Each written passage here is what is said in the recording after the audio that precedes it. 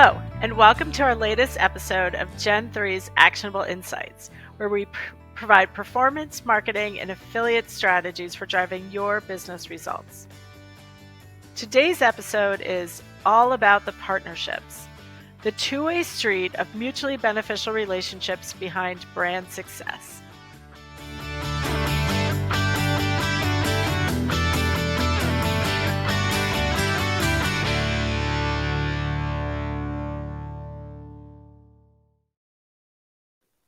So welcome, Nikki, from the Gen 3 Publisher Development Team.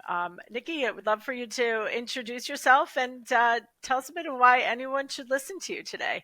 Of course. Well, first, thank you for having me. I'm Nikki, as the introduction clearly stated. I head up Gen 3's Publisher Development Department. I've been now in the industry for, I want to say, almost over 7 years or around 7 years. Was always on the agency side, actually. So came from another agency. And I've been now through our acquisitions from Oak Digital now to Gen 3 in kind of my journey. And before that, I did a lot of academics. So within my master's degree, I kind of focused a lot on advertising and then kind of did my shift into the marketing space and affiliate marketing itself. So I had a bit of a academic journey to get here. That's great, though. Lots of knowledge to be shared. And exactly. so how do you explain, tell us a bit about how you explain to what you do and what we do here at Gen 3 to people outside of the industry? Oh, that's always a fun one. I have that question a lot, and I think I can simplify it in the best way. But what I usually ask first and foremost is, do you do online shopping? And typically the question or the answer is yes, I do online shopping. I say, okay, perfect. If you've gone to a website or you've read a review, or if you have inputted a coupon code, or if you get cash back from the likes of Rakuten or other cashback or points, essentially that is affiliate marketing, and that relationship that you're clicking through and then purchasing to get some type of reward. That's what we manage those partnerships for. And they're all set up between brands and where you searched or that you went to that site from. And I manage a lot of those relationships to scale opportunities at the agency, because I'm now no longer client facing. I head up this department. So that's typically how I kind of flow it. I usually ask a few questions, and then I'll make my way into what I do here at Gen 3 specifically now to kind of work on all those partnerships. Excellent. Thank you. And I agree. I think I often use the coupons and cashback examples, and people are like, oh, yeah. Exactly. That's the easiest one. Yeah. So, we always have an icebreaker here at our Actionable Insights podcast. So if you were to create a sandwich, what would it be and where would you distribute or sell it? All right, that's interesting. I do like my food quite a bit. So I'd have to say I'd probably put some type of Greek spin on it. And Yeah. I'm kind of dabbling. So I like pasta and I'm Greek. So I'll take two parts that I can kind of think of. Maybe I do a spin on a grilled cheese with feta, probably put some honey in there, oregano. Yeah. Yeah, maybe that type of spin. The other thing, if I want to go really, really out there, is maybe some type of pasta outside to like a bolognese or some type of meat sauce in a sandwich format of some sort. But Ooh. the easier one might be the feta, the Greek grilled cheese. Distribute it maybe in some sort of pop-up to start and kind of get some traction going that way. I live in Toronto, so foodie scene can be sometimes interesting, but maybe a pop-up to kind of get traction, and then maybe by the water, by the lake might be the best, and then hop at some like Greek festivals or bring in the culture across. But yeah. I love that. We've had variations of grilled cheese in the past, but never the feta, honey, and oregano mix. Like, I definitely want to go try to make that myself. Yeah, I Thank you. think I'll have to as well. Awesome. Great. So, you've had a long career, as you mentioned, in affiliate marketing. And so how have you seen the evolution of the affiliate, the publisher brand advertiser relationship, and what has really stood out to you over the evolution in that time? Yeah, I think I've seen quite a bit of a shift, and it really comes down to, I think, what brands are looking for and the types of publishers that they either want to work with, or kind of how the funnels evolved a little bit. Hmm. There's such a big push with loyalty partners, and then you get your influencer kind of flow to video and content creators and blogs to review. So I think you see the shift kind of forming.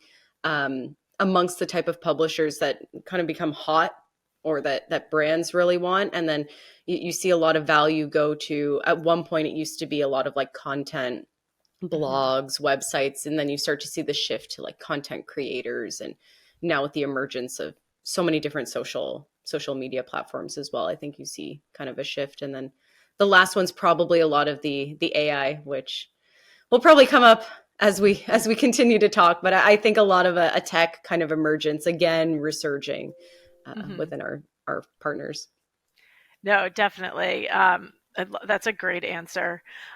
So one of the things that you know we were talking about ahead of this call was that as we were working on our award entries over the past few months, one of the biggest contributors that the account managers were bringing up was really the value that your team brings, and finding the right publishers to match with the brand goals and Hmm. the target audiences. So I wanted, yeah, tell us more about your team and kind of the goal of the team, and how our clients really benefit from the value that you bring. Yeah, of course. It's so great to hear. And I think that's where a lot of stuff come into play. So a lot of the value that we bring is kind of the behind the scenes work.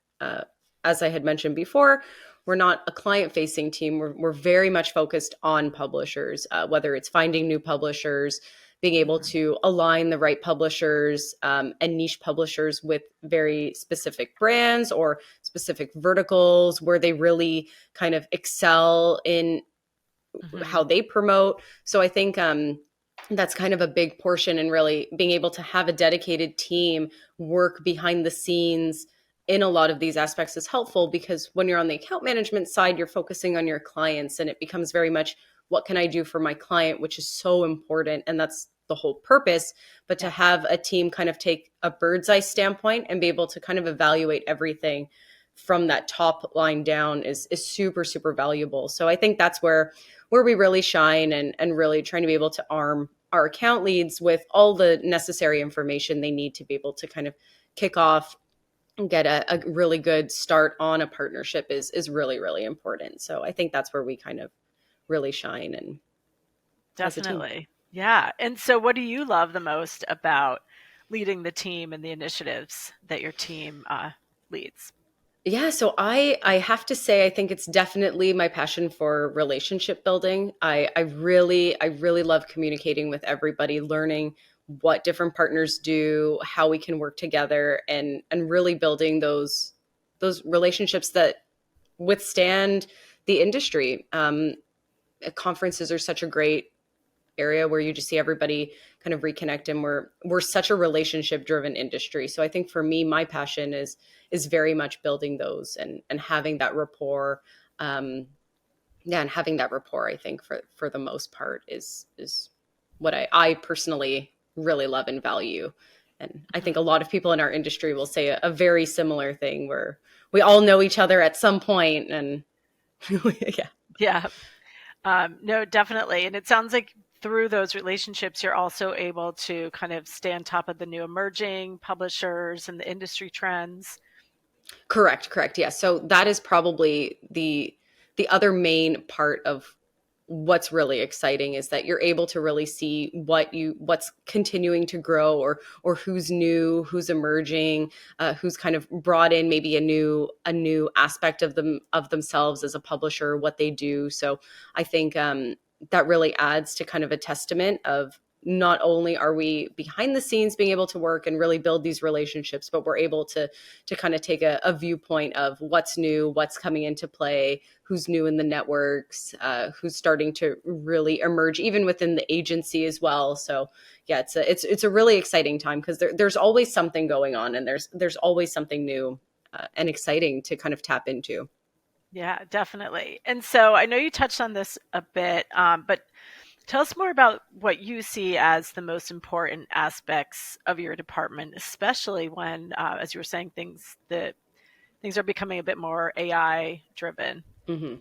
Yeah, I think really being able to kind of hit what is niche or niche partners and being able to kind of align them to different clients of ours or be able to scale the partnership across more brands. A lot of Mhm, times we see maybe a publisher working with maybe one client and then being able to kind of expand that out and be able to give that opportunity and foster those mhm, relationships and really build on them, I think is extremely valuable. um, the emergence of AI is a really interesting one, Carrie, and mhm, it's fascinating because algorithms have always been around, and to kind of hear always this kind of new buzzword, but there yeah, is a different learning to AI that's emerging, but you're seeing it with a lot of different partners, a lot of tech partners. There's even a lot of content partners using AI, so it's a really interesting dynamic as it's kind of evolving in the space for sure. great. Yeah. And so, I love how you're talking about the relationship aspect and how important it needs to be Hmm. a partnership and, a reciprocal relationship to make sure that it's truly mutually beneficial. So share a bit more about kind of how you foster that longevity and making sure the personal touch is always there. So that's something that I've always valued before even this industry. It's just been something that has kind of been at the core of how I operate. And I think that's something that's been very valuable coming into an industry that is extremely relationship driven. And I think a really interesting kind of anecdote or conversations that are coming up a lot is the fact that because we're so relationship driven, our partnerships is another, we're Hmm. basically in tangent with partnerships and performance marketing and our Hmm. partners, not just our affiliates. That terminology is always in how we talk, and I think a really big aspect is that you need to continue these relationships and you need to build them because it's not just a one-way street. It's reciprocal, just like our friendships, just like our relationships. Hmm. It's all relationship driven. So that's how I personally go into a lot of how I lead the team, how I go into all my meetings with partners. I really like to be transparent, but really try and build a very genuine relationship because we're going to be working together for hopefully a long term. And I think that's how a lot of people need Hmm. to think about their partnerships for their brands because our partners or our affiliates, they don't also want a one time or a one off campaign. They want to build a long lasting partnership. As the term states, they want that partnership as well with brands. So I Yeah. think a lot of it is maintaining that longevity, really building relationships. And I had an industry friend tell me recently, and I think it was also on a panel, how she switched over to the publisher side of things, where she used to be at agencies. Um, and for her, the most interesting thing that she's seeing is the lack of that relationship building, and that Mhm. a lot of times it's not reciprocal, and all they want as a publisher is to have a very reciprocal relationship, a really genuine relationship, not kind of blanket statement. They really want to work with teams, really understand what a brand wants, how a brand can work, for long term. So I think that's how we have to kind of go into the industry a lot now, is taking it a little bit more as this is a joint relationship, not a one-way street. And I think that's super important and kind of everything. But yeah. Yes. Yeah. And I know from what we've heard from your partners and from the account managers, it's definitely a strength and value that you bring to Gen 3 and all of our clients. So, Oh, I love um, it. Thank you. yeah, yeah, definitely. So, I know we were at Affiliate Summit West last month, and you had a very full dance card meeting with a lot of new and established publishers. So, for Correct. the publishers out there that are work with us or really want to work with us, like tell us a bit about some of the questions that you ask them, and how do you identify if they're going to be a good fit for our portfolio? Yeah, of course. That's I love how you mentioned that. As everybody knows or who's met me in person and listening or watching, I do get a full schedule and I try and meet with as many people as possible. I think the most important thing that I usually go into a lot of my meetings, whether it's existing or new, is really try and identify what's new or how are you operating within the industry and in the affiliate space.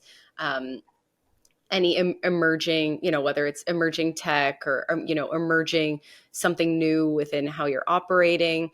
A lot of times we do go into conversations about, transparency, incrementality. I think that's something that every account manager, every agency has on their mind. At least it's something super important for us. So, we usually have those discussions on those aspects. And then it usually leads into what type of verticals work really well. And we kind of discuss some clients and the best way to more scale the opportunity across the agency with certain steps that we enact on our side. So yeah, it's a very kind of systematic meetings where we really kind of go over everything from the top line of what's new and important.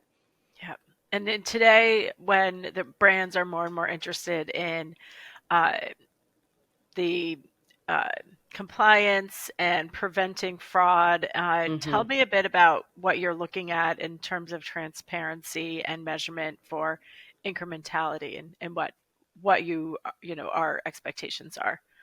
Yeah, reporting, additional reporting, more transparency into to where campaigns or how campaigns uh, are progressing, proceeding. I think is a really large one. Usually, kind of getting more information on how we can work more closely with brands on getting or with publishers to get that additional supplemental information for our brands, especially in Mhm. those campaigns. A lot of times too, the audience new to file rates, the engagement, because a lot of times, a lot of our clients are looking for new to file customers, increasing their LTV. So a lot of times understanding the audience of a publisher too, and where that kind of sits within the realm can help with incrementality conversations. But I'd say compliance is a really large one. As the biggest concern is not to onboard a partner that could potentially bring in fraudulent transactions. So Great. yeah. Thank you. So again, you met with a lot of publishers and you've been evaluating a lot of publishers over the past year. So what are the trends or emerging types of publishers that you're seeing the most recently? Oh yeah, that's a lovely Mhm. question because as we spoke earlier, there's been so many trends even in a short period of time. But I'd say most recently, a lot has to do with tech partners, AI being brought into the mix as well within that kind of realm. And also CLO, I think are probably the two biggest. There's obviously some other supplemental where you're seeing um, more either like media buying or publishers that are doing some supplemental to general marketing campaigns Mhm. that are coming into the space. But I'd say I think AI coming in with technology has been probably the largest, and then CLO is really expanding as kind of an intangent affiliate opportunity. Yeah, definitely. I know we're seeing that a lot with a lot of the new meetings that you've been setting up. And so we Mhm. mentioned AI a bit and how it's changing the publisher offering. You want to share a bit more about your POV on kind of how that's going to change and uh, the value or kind of watch outs. Yeah, so I I think we had brought this up when we were prepping some of our conversations, but I'm on the side to be a little bit of a skeptic, only coming from my background, and a lot of my academic side actually probably comes into play a little bit where algorithms have been around for so long, and a lot of times I think AI is just a continuation of algorithms, and it does still contain algorithms that are machine learning, and obviously that machine learning is causing it to develop and create that AI. I think the most fascinating that we're all witnessing now is the like picture AI and Chat GPT kind of taking over content creation, or just the realm in which we can even imagine things, which is so fascinating. I think there is a positive though. I'm not just a skeptic. I think that it's super, super valuable. And I think it's just the buzzword. That's kind of Mhm, changing, and you're mhm, hearing that a lot. But there's some super valuable aspects to it. And I think any partner that you want to work with, you want them to be learning in some way, because that's how your campaigns are going to grow. So when you think of technology partners that are using more AI or using mhm. their algorithms and developing their algorithms, you want that in a partner, because that's how you're going to grow your campaigns out. So uh, your on-site technology partners, if they're utilizing campaigns to create better strategies of how your customers are using your site, it's actually more valuable than just using the widget that has a general pop-up. For example, you want to work with a partner that's going to learn your audience, be able to uh, create better flowing campaigns that might not actually, anger a potential customer. So I think that's a really interesting part that's coming into play, or some of the tech partners, tapping a little bit more into Chat GPT for potentially some of their campaigns as well, can be super interesting. That also leads to where, not even on a tech side, but content partners using something similar, creating uh, AI generated content, or being able to kind of use this aspect to manipulate some parts of marketing is really, really interesting. And I think we're going to see more of it. I think we're on the tip of the iceberg when it comes Mhm, to AI mhm. conversations. And it'll be really interesting to see how every partner in the space will utilize it in some way. And I think they already are. So um, I have a lot of thoughts on it, but I think it's really, really interesting. And all we're going to keep seeing is brands wanting AI partners, or understanding more of how AI works. And I Mhm, think it's everybody understanding in what way is AI being utilized, because it could be as simple as maybe they're just evolving their algorithms that they were using before, or they're using more machine learning, or there's more learning that's created some automated stuff within a partner. So I think it's really, really interesting. And I'm excited to see where it's going to go, because I think it's only going to help certain partners and certain campaigns. Yeah, definitely. Cautiously optimistic at the future here. Exactly, exactly. Because it's something that has been similar. And I think it's Mhm. just us Yeah, going with the stride of technology, really, I think, the best way to kind of put it. yeah, definitely. So you mentioned CLO or card linked Hmm. offers. So tell us a bit more about card link offers and kind of the difference between other traditional affiliate partners. Yes. So card linked offers has become quite huge in the space, I'd say. There's a lot of different partners um, emerging, really, and you're seeing a lot of them work with similar partners. Where the difference comes into play is that affiliate marketing runs through the affiliate networks, and you're on a last click model for the most part, but you're always going to have that click through from a journey, and then there's going to be a sale. But with CLO, that abbreviation stands for card linked offers. So really what Mhm, that entails is being rewarded by the orders on a credit card of some sort. And they sit outside of the affiliate networks. Obviously, within emerging industry trends, there's a lot of conversations of how mhm, that can kind of come into the affiliate space more seamlessly. But typically, they're working with a lot of banks, financial institutions, and you're gaining a lot of access to millions and millions of cardholders, because you don't need to go to a website and then click through to check out.